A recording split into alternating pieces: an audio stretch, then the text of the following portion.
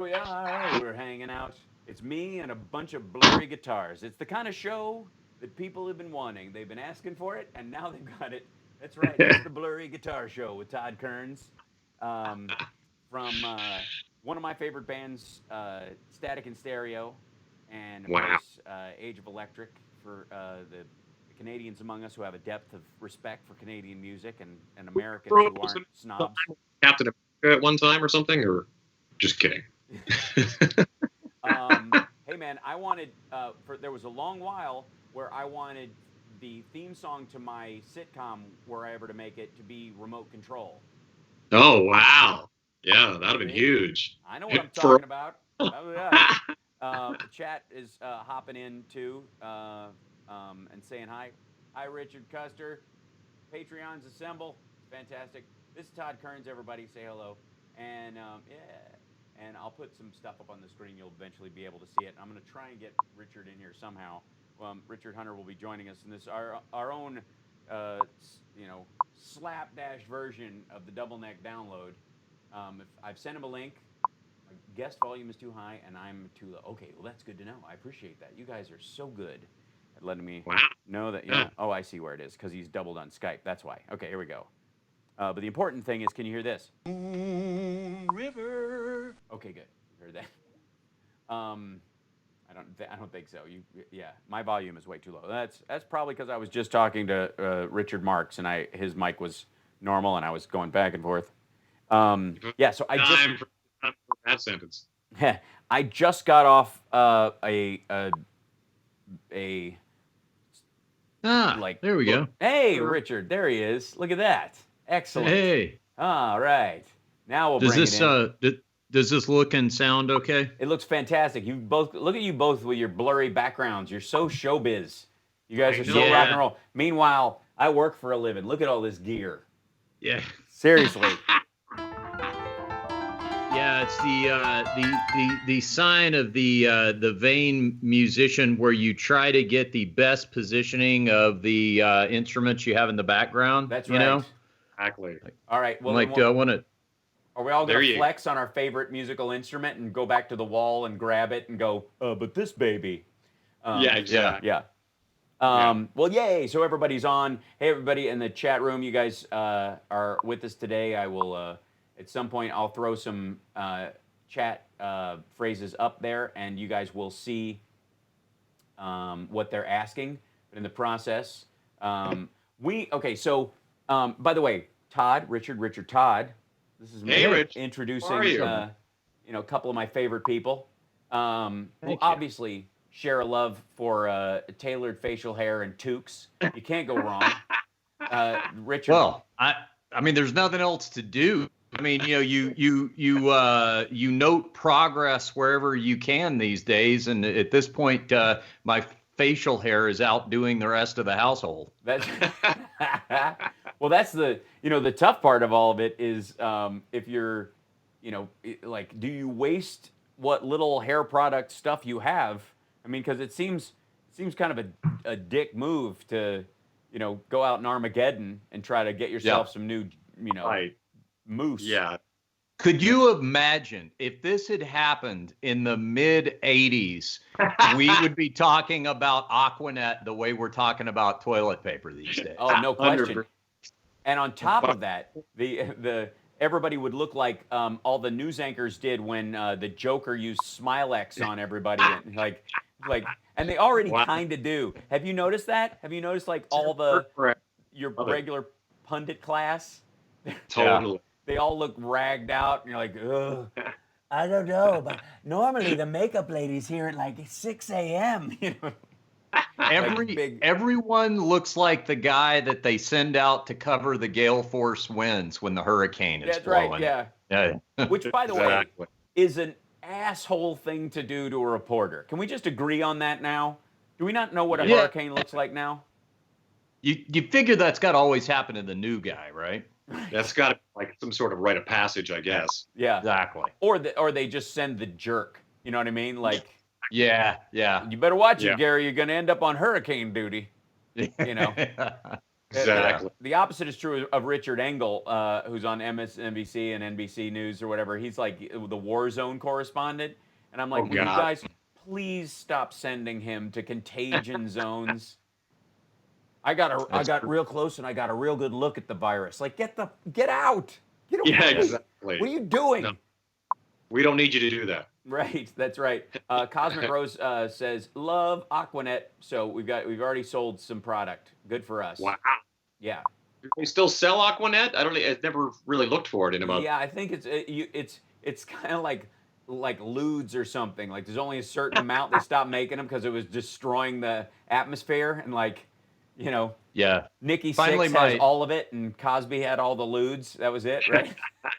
Finally, my hoarding of Aquanet all It's these gonna decades pay off. is paying off. That's right. It's just so Todd, like, I feel like I'm, every time we're, we gather in any situation, I end up blowing smoke up his ass about my being a fan of his musical talent, but also because I think your brother wrote something in the liner notes of the Static and Stereo thing about, thanks to Ace Frehley and all the gods, or whatever. I think you're right. I think you're right. Yeah. Right, for borrowing some solo licks that he threw on the album.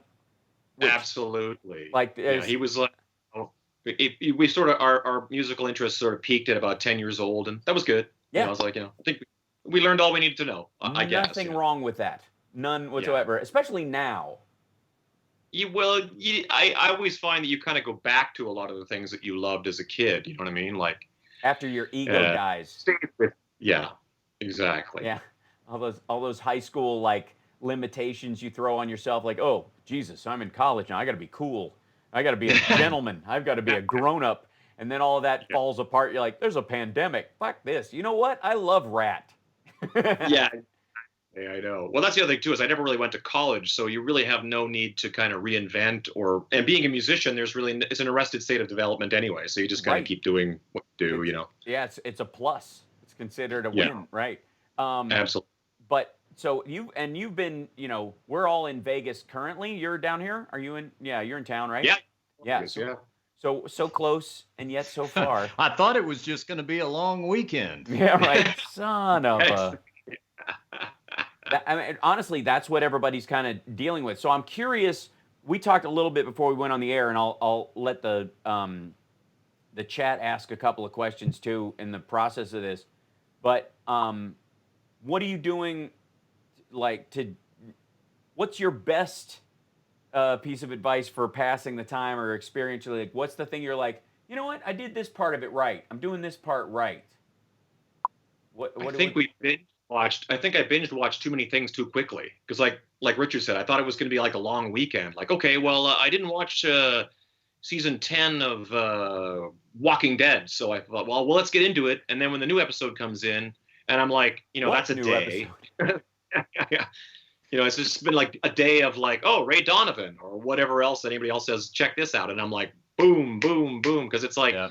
You kind of think to yourself, well, normally I would get up and go get a coffee or go meet a friend or do something. But when you don't have to, you kind of think, well, I have to have this anecdote has to kind of have closure. So let's see what happens next. Right. Where in it is, and there's a place here called Black Rock Coffee. Black Rock Coffee? Yeah, so I like that place a lot. However, their drive-through is still open, so that's our one. If I'm not going for groceries, I'm going for a drive-through coffee and just kind of like waving. It's like a human aquarium. You're like, oh, look, there's people in there. Yeah. Oh, like a drive-through safari of other humans. Did they give you the thing where they're kind of like, you want us just to, you don't have to like exchange anything. They just put an X on your signature so that don't have to touch anything. Oh yeah, absolutely. It's like everything's very sort of like, here you go, forceps, handing you your copy. Yeah. Well, that's the other thing. Is there's two big problems I've noticed technologically with, this is the biggest stress test of a couple of technological things. One is touch screens. Fuck you. Like touch screens, I'm like, now that's disgusting. I have better chances of just talking to a human being who probably, if they were sick, would go home. And I can at least. much of that on the when you put your card in at the grocery store and then you start punching in your number and you're like, how many humans have touched this? And that's on a normal day for me. And all of a sudden during this, like, and if you're heartless like me, you're running an extra element of risk because you hit the extra button to decline the charitable contribution. Right. So so I mean, if you do the math, I'm more at risk. Well, that's also the karma. That's karma. That's how karma actually works. The person, all the people who push the decline charity thing get sick first. I don't know. That's one thing that's working. I think we've all. Yeah. Oh God. Yeah, I guess maybe it is. Yeah. Well, I'll tell you, as Coach, what we've been doing. Yes, certainly binge watching. I have a friend who claims that yesterday he finished Pornhub. I don't know that I completely believe that that's possible, but he claimed it. But you know what I've done? I have said to myself, because I'm like, I know Hal's this way, Todd. I'm sure you are too. For different projects, I create content exponentially faster than I can catalog it. Yeah. So you come home with your board mixes and from this and that, and you're like, oh, I'm going to do something with this, and I save it. I've got everything archived, but in its raw form, and I'm talking back to cassette days and stuff. So I've got upon bins, and I thought to myself, well, you know what I'm going to do? Because that stuff you got to dump in real time, analog. I'm going to just whittle down these bins. I'm going to digitize everything. I'm going to, and I kind of have started doing that and making some progress. But it's also interesting to go back and revisit. You're basically revisiting your past. Last night I was digitizing some vinyl. And we were cooking, and my girlfriend, who's somewhat younger, not like criminally younger, but a little definitely younger, missed the 80s the first time around. I was playing the first Vinnie Vincent Invasion record, and she said to me in the middle of cooking, "Is he saying I'm going to shoot you full of my love?" And I said, "Well, yes, he is." Yeah. And she said, "How old were you when you were listening to this?" And I looked it up, and boy, it really put everything in perspective. Yeah. Right. Wow. 29, right? I mean, that's I was 29. I don't know what the problem is. I'm not Steel Panther. It's gonna rock, but, gonna rock. Yeah. Never gonna stop. Like the Helium record. That's. Yeah. It's always go back and listen to things that were completely acceptable when you were young and see if they still stand up. You know what I mean? You're kind of like, sometimes it's kind of like, wow, this is still awesome. And then other times you're like, I guess you had to be 14 or something. Right, yeah. But also, I think, and this has been my kind of experience lately in, artistically anyways, is I'm pining for those times more than I ever did. I did always a little bit because I appreciate the kind of music I liked. I've been shame-free my entire adult life. So I used to have this joke about I don't have any guilty pleasures because I don't believe anything that gives me pleasure should make me feel guilty. It's none of your goddamn business. And, I feel the same. Yeah. But a lot of people, you carry a twinge of it around because people will put it on you, especially social media and stuff. But now I feel like there's almost a need for some of that right now. There was an element, I think, you look at like movies in the 50s right after World War II and kind of Leave It to Beaver television shows were just a total escapism, right? And then during the Cold War, the height of the Cold War, when we were like 2 years after we were hiding under desks, we were listening to the first Vinnie Vincent record. And I think those are related because you need something to just go, you know what? There's more of this than this. Oh, thanks, Dana. Look at that. Thank you. Yeah. There's a break that it gives you. You know what I mean? You can't. That shame goes away when real shit shows up. Totally. Mm-hmm. Which I really like. It is one of the silver linings I'm finding in this because you have to find one. Is that you got to kind of like. How much is that doggy in the window? It's like outside your door is like chaos. It's right. Fascinating to consider what was going on musically during the war or during any sort of terrible time. That's right. so your escapism is important, I think, regardless of whatever you're doing. Mm-hmm. Yeah, well, Yeah. That's why I'm not watching Game of Thrones. I have never seen an episode, and I'm holding. Really? It's like in an emergency, in case of emergency, break glass situation. Right. Yeah.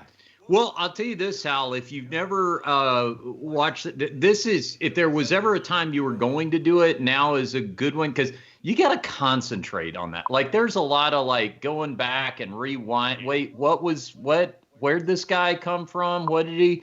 Oh yeah, go back 3 episodes and there's a split-second reference to something, and Yeah. you try to put it all together. So Too, yeah. So it's like sometimes 3 episodes later, you're like, what is this? Oh, that's that guy from 3 episodes ago. And you're like, oh my God. You need a buddy to watch it with so that they kind of go, Somebody oh, keep no, notes. that's You need a secretary in charge of plot devices. pretty much. yeah, exactly. So, and somebody, Robin's saying, "Oh my God, binge Hal." Oh, she's telling me I think to binge Game of Thrones. I'm waiting because I'm not one of these people who thinks it's going to be a weekend. I have never operated under that. You know, I'm saving the long stuff for like, sorry guys, it's gonna be a month. And like, all right, well then I'm gonna draw this shit out as long as possible. So you know, so when this happened, did you jump in and watch any movies right away that were like, did you do the Outbreak Contagion? No, I actually see all that.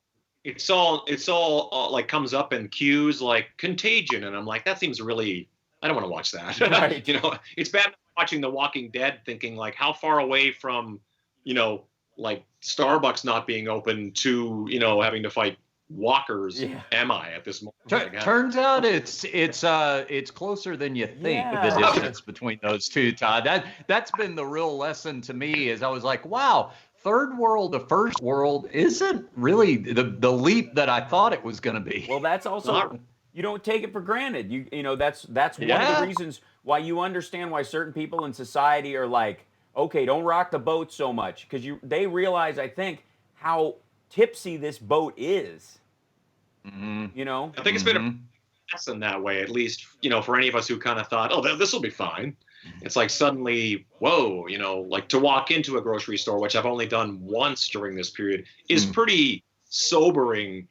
You know, it's pretty bleak experience to walk through and go, damn, dude. I mean, the first time I walked through, I was laughing because there was a lot of stuff still there, but the whole hostess shelf was empty. Like it was like 1 or 2 sad, like the ones that no one eats, like this. But there was like no Twinkies and no Snowballs. It just seemed like everybody was just going to throw down. Like, we're going to party, dude. Like, I was like, no, we don't need any, you know, vitamins or anything. We just need junk food. Oh, and yeah. I have to admit, I think I'm guilty of it as well. Well, that was you know, I got my emergency preparedness merit badge when I was a Boy Scout. I bet. And I taught it at Boy Scout camp with the other scoutmaster who was there in charge of it. My mom's a nurse, and my dad, we've always hunted. Most of the meat we ate when I was growing up came from stuff that either my dad shot or my mom hit with the car, and that's true. And wow. And we were, you know, there was a time, you know, we had our water brought in from the city and poured into the cistern next to our house, and that was our water for the month. And if we ran out, you shit in the creek. That was the rule. Like, you know, that was it for the month. And do you have a creek currently near you? Just so I know. No. I it's just going to be my neighbor's yard. I've got a fence, and if they don't shape up, they don't know what's coming their way.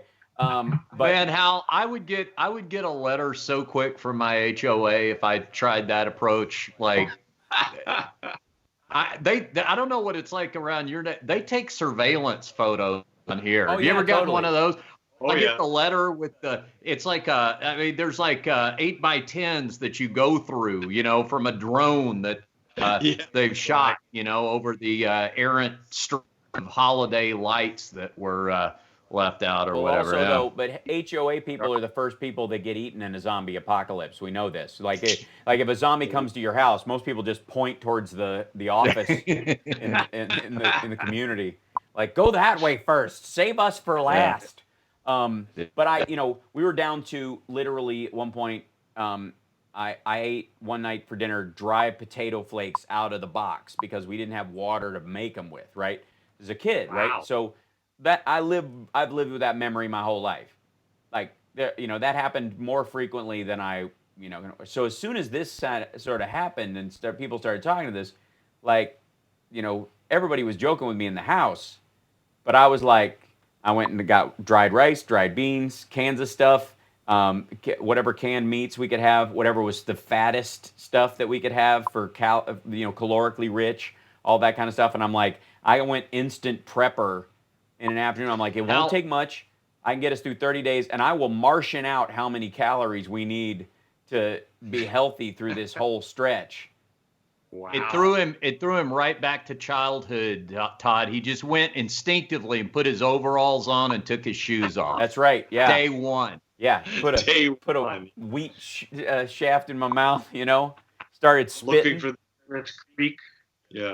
Hey man, look, when I grew up in Kentucky, all right? And when I was growing up, this is how we talked, all right? So when I moved to Chicago, I got rid of my accent because it didn't help me with girls. But at all. But in Kentucky, it's a straight up win. And when we were down there, like, and this is why like people don't understand gun culture in the South versus the city. Because in the city, you have no business. If you can't hit what you're shooting at in 6 shots, you don't need to be shooting a gun within 3 houses of any other human being. But if you're out in the middle of nowhere and the cops are 2 hours away, arm yourself to the teeth, man, because you're by yourself. It is the last Rambo movie. Sorry, but that's where you are. Sure. No, or hey, let's just say you're a white separatist. Yeah, granted. Or a black separatist. Let's not be. Or that. No, they're third on the list. Yeah, separate. Oh, they're third on the domestic terrorism list right over. Don't sell them short. Sure. That's not right. Canada's got more land than it knows what to do with, so everybody there can get whatever version of it. Because everybody lives in Toronto, but then they've got a cottage as well. Yeah, that's true. That is true, actually. Yeah. I mean, it's the funny thing when you look at the map of Canada. Like I was talking about when I was a kid, I grew up north, and it was northern Manitoba. And I'd say, oh, it was freezing. It was crazy. It was Antarctic. And then I looked at the map one day to show it to somebody, and I realized it was really only halfway up Canada. Yeah. Sort of like everybody lives as close to the American border as possible because it gets so insanely cold by the time you get halfway up. It turns, starts turning basically Arctic weather up there. So, yeah, I mean, realistically, everybody's sort of populated along the Canadian American border to some degree, and then, but still everything's fairly spaced out. There's a lot of land. There's a lot of extra land and whatnot. So Vancouver, Toronto, people are living on top of each other like a proper city. But, the rest of us are, seems to be okay. Right. Hey, I want to ask you a question about that, Todd, musically related, something I've always wondered about. So, there are obviously, Canadian rock bands that were huge in Canada and, we don't know about here, like Tragically Hip. I always loved this band when I was a kid growing up, Honey Hatch. Yeah. But they were like, I remember my friend had their record and it was like, where do these aliens come from? Like, we knew nothing about them. We just told this one cassette, but we've all talked about those Canadian bands. And I know that, American rock bands would tour Canada and stuff, but was there one rock band in particular, like back then when you were maybe a teenager going to concerts, stuff like that, everybody knew here, and maybe you knew who they were down here, but for whatever reason, they just never came through Canada? Is there anybody like that you just never got to see? An American band? Yeah, well, like say, I'm just going to throw one at you. Like, I assume Whitesnake toured Canada, but was there an example of a band like that where, they were huge, you knew who they were, everybody knew who they were, but for whatever reason, they just never went up to northern Canada like that? It's funny that you say that because I grew up in Saskatchewan, partly in Manitoba, but Saskatchewan. That's sort of the Midwest kind of Canada. Yeah. So very common for, big groups to go like Vancouver above Seattle and Toronto, above, sort of the New York area. And that'd be it. You know what I mean? Like, or sometimes Montreal, which is French Canada. And largely the whole prairies of Canada could be just skipped over completely. And specifically Saskatchewan, where I grew up, we were skipped over a lot. Yeah. Like, so a lot, even fans would go to like places like Winnipeg because it was close to Minnesota, or into Alberta, Edmonton, Calgary, because it was there was bigger populations there. So we would get skipped a lot. So when you say that, it's almost like everybody skipped where I grew up. So you missed a lot of them. Now, did you have a market that was reachable for you, or were you just too far out? Well, we lived outside of a town called Saskatoon, which is like a small city. Yeah. We did get shows. All the Canadian groups, like Hatch and all those groups that you mentioned, would all kind of pop through. And eventually, somebody would come through. The first time Kiss played in Regina, Saskatchewan was 1985. Sorry, you said Regina. And so it's non-makeup, right? So it'd be like around Animal. And it was a massive, province-wide deal, statewide deal, if you will. So we all had to go see Kiss, to hear You Want the Best, You Got the Best, the hottest band in the world. Kiss was just like a religious experience for all of us, because we've been waiting there since 70 whatever, kind of see this. And so a lot of those groups would pop through. Judas Priest came through. But when they did, it was a massive deal. Like, it was never taken for granted that this band was coming. It's like, oh my God, are you kidding? We got to go. Yeah. Okay. So I like this idea. I like this idea that because of that, his kind of upside, like metal history, rock history, be kind of upside down in Saskatoon. Like, if Kiss burned there in 1980, to this day, I'd like to think if I go to Saskatoon and I go up to, some rocker and I'm like, all right, rank the Kiss guitarist. They're always like, well, of course, no brainer. Mark St. John's number one. Then the debate ensues. Right. Yeah, exactly. Well, that's what I always say. I play with Bruce Kulick all the time. We have a band. We play on the Kiss cruises together the last 3 years. And when I saw Kiss for the first time, Bruce Kulick was the guitar player. Yeah. So we were all teenagers watching them. And then life has this weird way of carrying on. And then suddenly I'm playing with the guy, playing the very songs I saw him play. So it's never lost on me. Those kind of like anybody who is a music fanatic. Yeah. Seeing a live group, sometimes just seeing a live group in a crappy bar who weren't anybody had a big effect on you. And then when you got to see something that was on MTV or whatever, that was sort of otherworldly. Mm-hmm. It's kind of like, to me, it was never taken for granted. I saw Kiss when I was 10 years old for the first time at Rupp Arena. My mom took me, and we had okay seats, but they weren't great. But my mom, is no dummy, and managed to sneak us down to fourth row, owing largely to a crocheted halter top, I think, mostly, if I really must be honest. And Hal's still embarrassed about wearing that halter top. Yeah, it was weird. It fit really well, though. It still fits, I'm proud to say. But in the middle of the show, we're on Paul's side of the stage. I was too young to understand what an opening band was. So the opening band, whoever they were, came out, and I was like, "Who the hell are these guys? They're not wearing makeup. This is terrible." I was, And then my mom was like, "They're an opening band. They let it a lot of time." And I was like, "Oh, okay. Well, I apologize, guys." Like, in my mind. Yeah. But we're on Paul's side of the stage, and he very distinctly, I was dressed as Paul, so he pointed right at me when I was a kid. Doing this like, "Hey, you." Like that, and gave me a thumbs up, and I think he tried to flick a pick at me, but I had no chance of catching it, whatever. But it was he was flicking it at the halter top. Yeah, my mom was trying to get it to stick to her chest with sweat, and it would have worked. But in like that moment, as a kid from Kentucky, 10 years old, that guy spotting me and going, "You exist."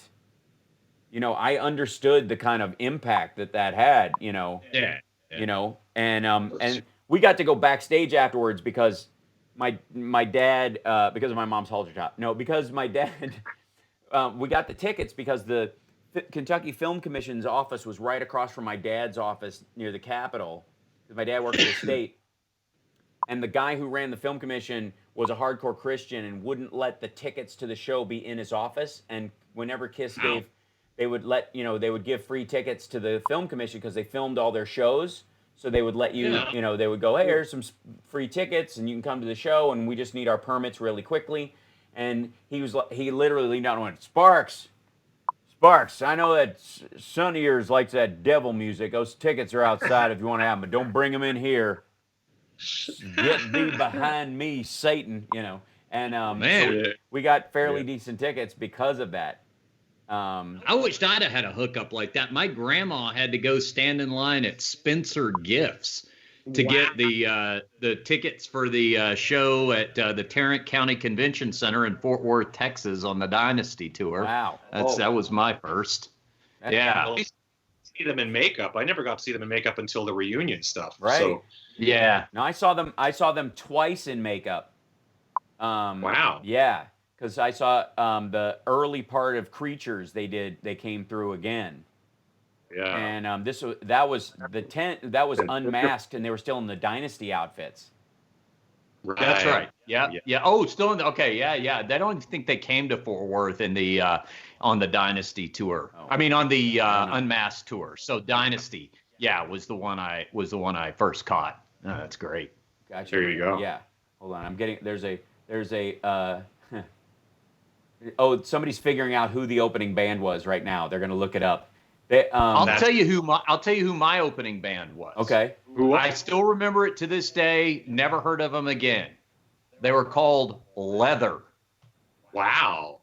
Leather. Is that a local Texas band, you think, or were they? I have no idea. I mean, I was like 8, so I'm not going to know the local scene, and they certainly could have been a local band. But when I heard about some of the other opening bands, I was like, damn, that would have been cool to like bands you still know to this day. But for some reason, we got Leather. Now that we're down this rabbit hole, have either one of you guys ever seen the book? I've got it right here. That is the book where those two dudes they found every set list of every show Kiss played up until the reunion tour. Wow. It tells you what the date, the opening band, how many people it drew, the set list. Have you guys ever seen that? I've heard of that. Yeah, No. that sounds really extensive. Yeah. Talk amongst yourselves for a second. I think I got it laying right over here. Wow. Hang on, I'm going to hold up the camera. I just looked it up, and I wasn't 10, I was 9. So I've been watching, I've seen Kiss a full year earlier. It was 7/16/1979. It was during the summer, and the opening band was New England. Oh, wow. New England. I vaguely recall that name. Yeah. I don't know, I couldn't tell you.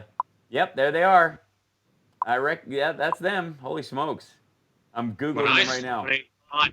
When I saw them in 85, it was the full 80s thing. It was Dokken. Oh, wow, yeah.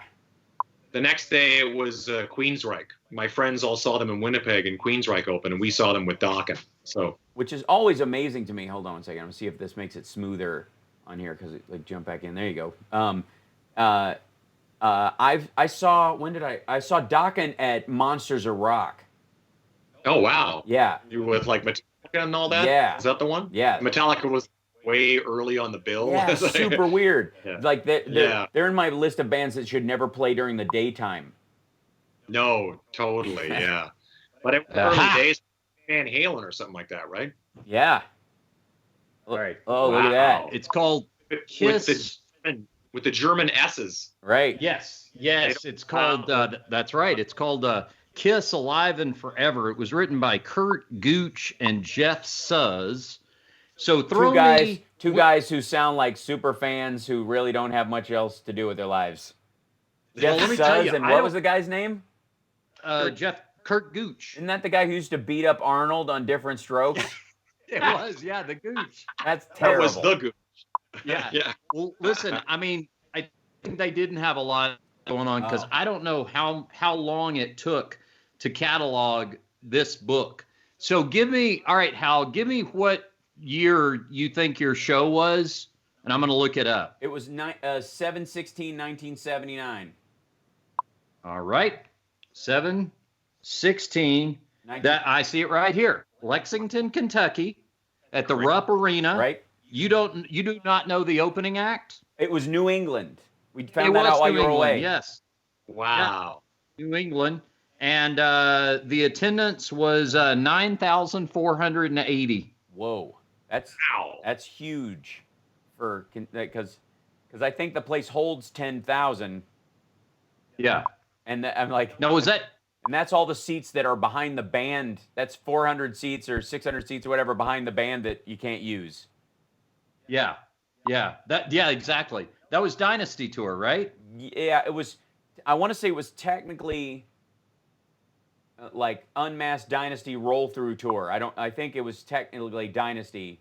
Came out in '80. Yeah. But it was the same Yeah, outfits that's right. for both tours.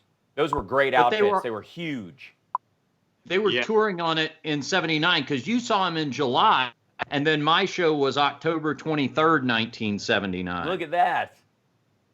Todd, we're not trying to make you feel bad. This is just us flexing. Quite all right. They came through Canada on Love Gun with Cheap Trick, and a lot of my friends who are a little bit older than me, they saw that, and I was like, dude, really? Like Cheap Trick back then? Like Cheap Trick was like, they were awesome. Oh my too. God, yeah. All right, I'm going to find Todd's show here in a second, but listen to some of these little notes you get. Like on my show, it says that Peter of the Fort Worth Star-Telegram was granted a rare pre-show phone interview with Peter Criss, who mentioned that he had plans to begin acting school in early 1980. Wow. Huh.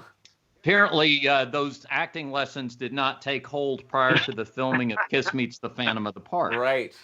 Or somebody had said that to him on the set of Kiss Meets the Phantom of the Park, and he didn't get what they were saying. He didn't understand it wasn't a compliment. Oh, Those right, are Todd, I'm looking up talismans. yours. Without them, no powers. Early March 1985. So March 5th, I want to think.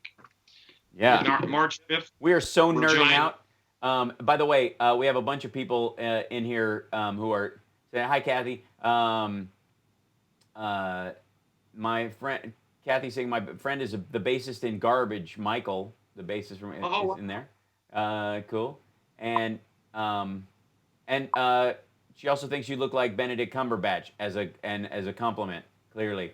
You know what's so funny, dude, is people keep telling me that all the time now. Like out of nowhere, someone goes, hey, you look like Doctor Strange. And I go, and it took me a second to think like, oh, the comic book character Doctor Strange? I was like I was thinking like the Doctor Strangelove, the right. The Kubrick movie. And I was like, oh. Yeah, it's funny. That's been the new one is Benedict Cumberbatch. All right, that's a nice one. You know who I got mistaken for? Super weird. So, and this is understand. This is how big. I'm not a huge dude. I'm a reasonable sized human being. This girl comes walking up to me with her friend or her boyfriend, I guess, and goes, "Excuse me, are you Mark Wahlberg?"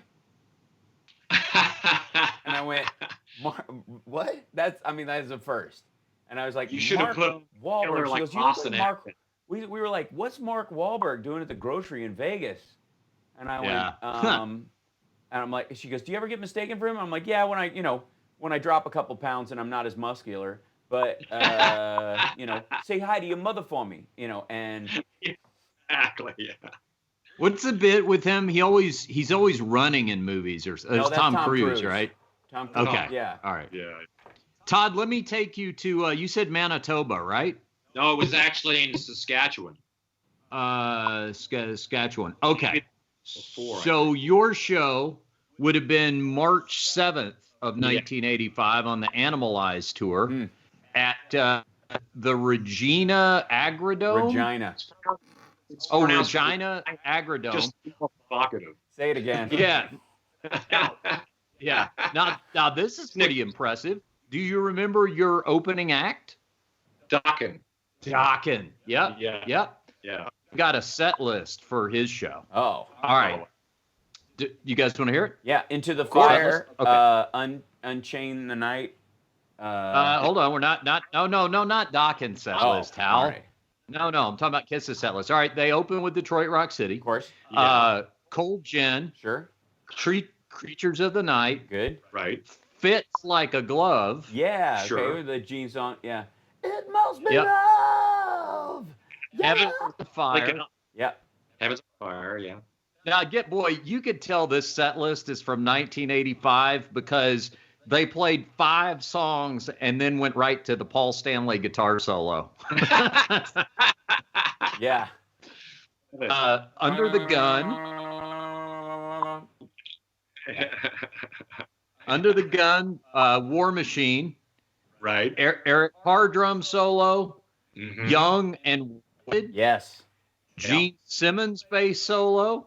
Sure. I Love It Loud. I Still Love You. Love Gun. Black Diamond. Up and Rock and Roll Night. Now, wait a second. Why was there no Bruce Kulick guitar solo? He was sort of like, it's funny because Mark St. John ended up with some sort of like arthritic hand disorder, something like that. Yeah. Bruce called in as kind of like a fill-in, a stand-in.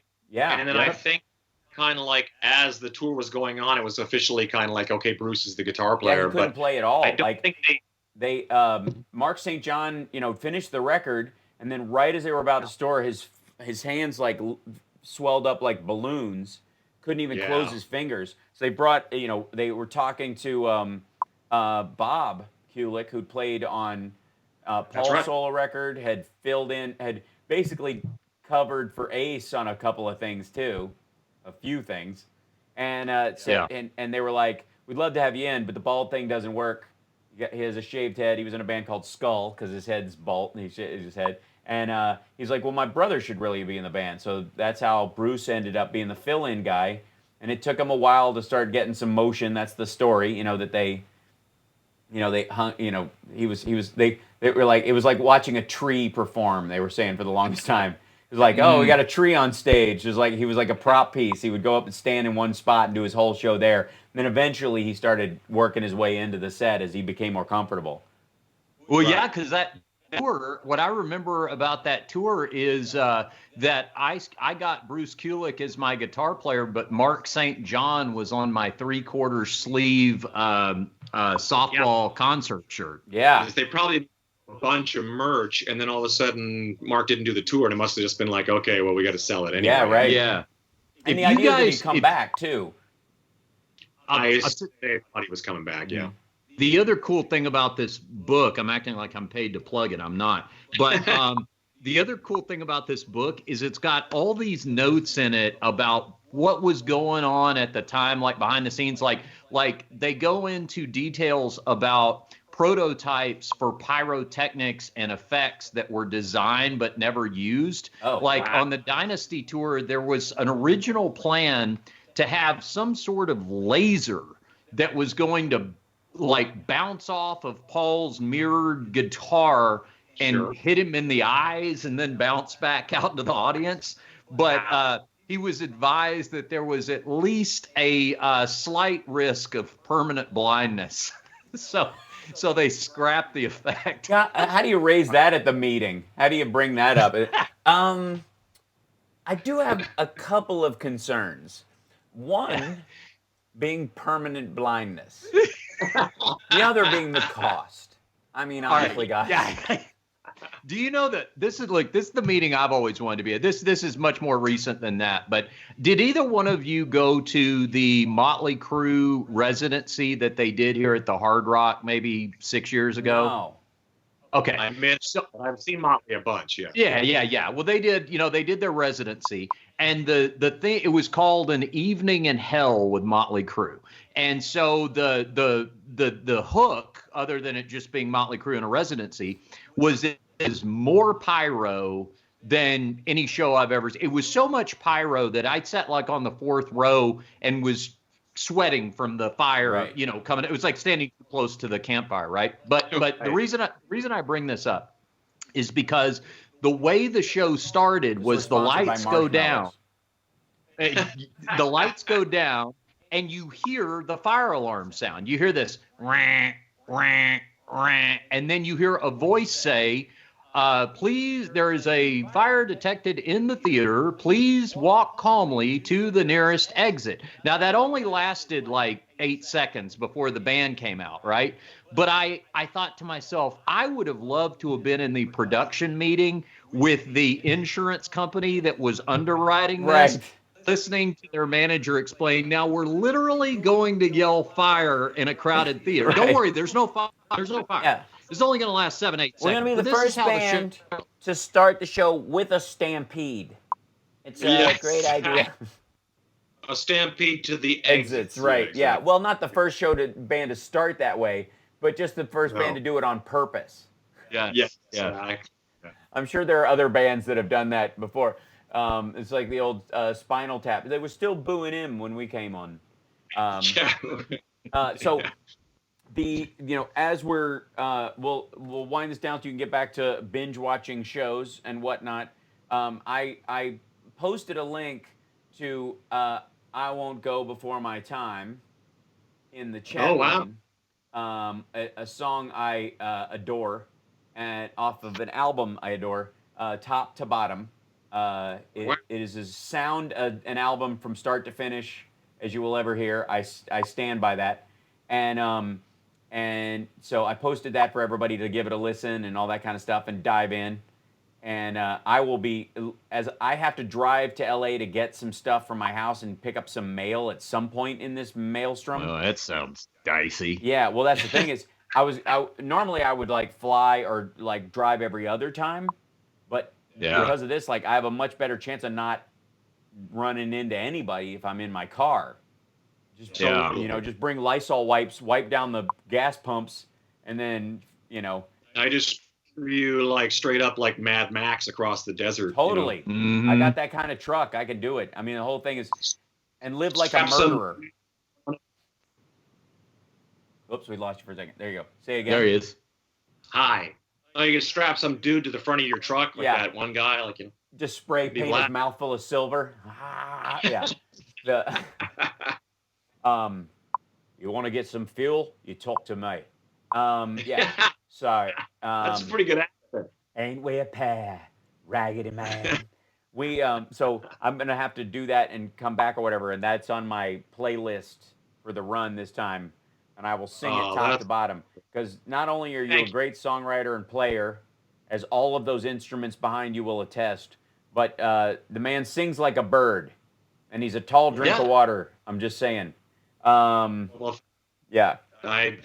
It's just too much. There's too much praise. Too much positivity. No. See, hold on. Wait a second. Lest you think Hal is dominating the praise category. Yep. You're gonna think this is a setup. It's not.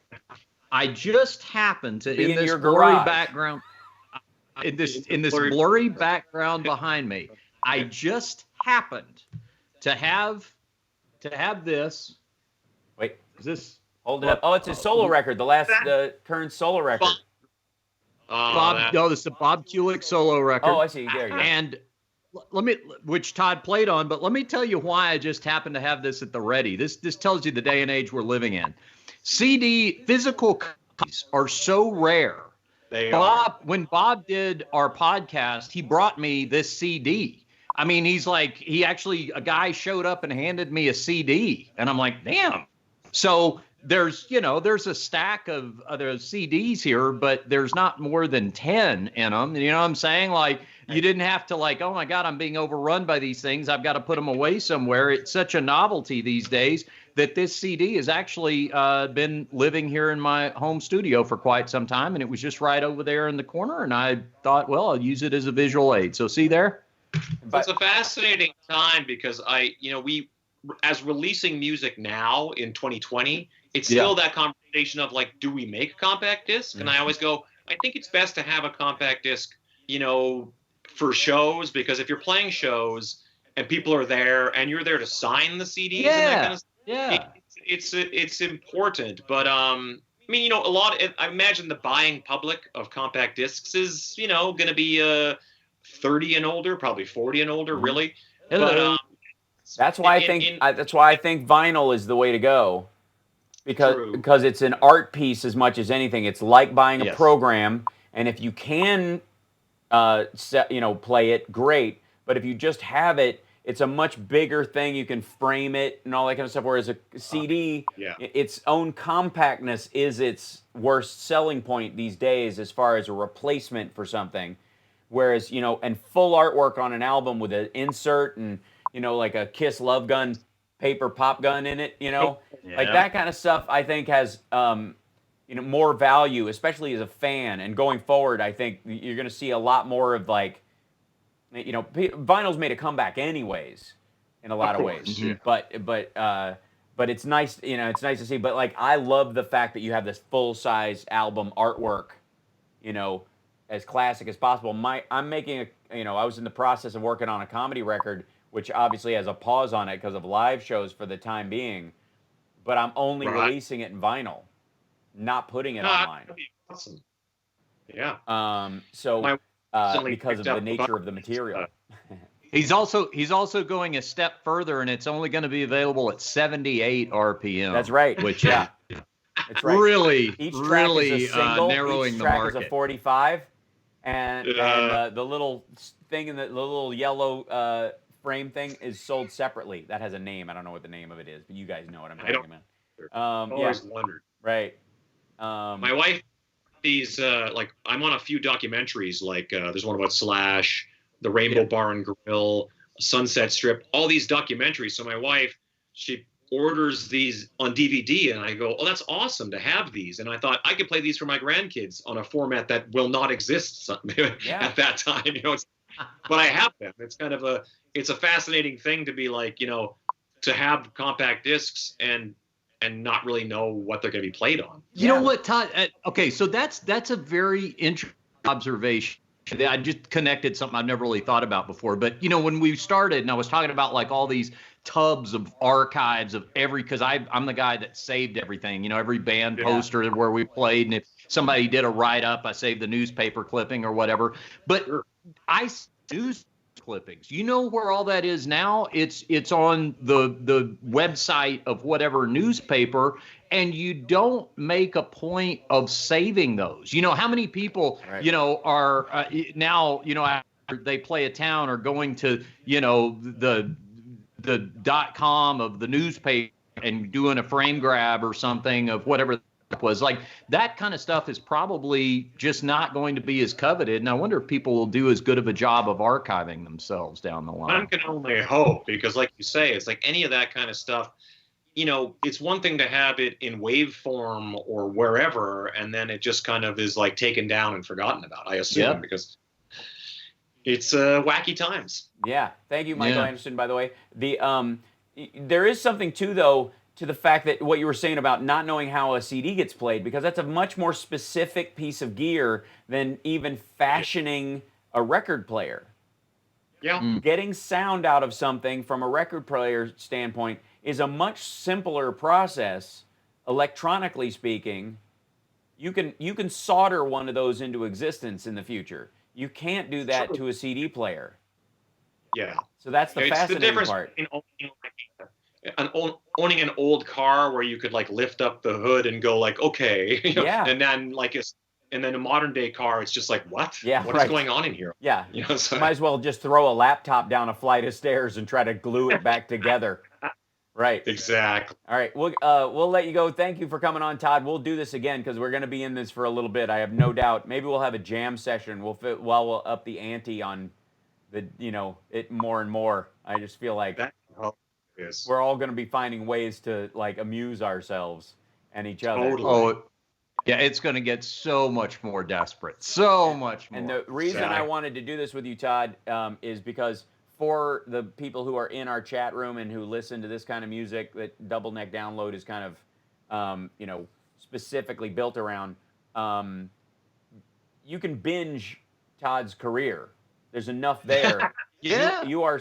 There's some artists they've got 3 albums and you're done. You're waiting for the next thing.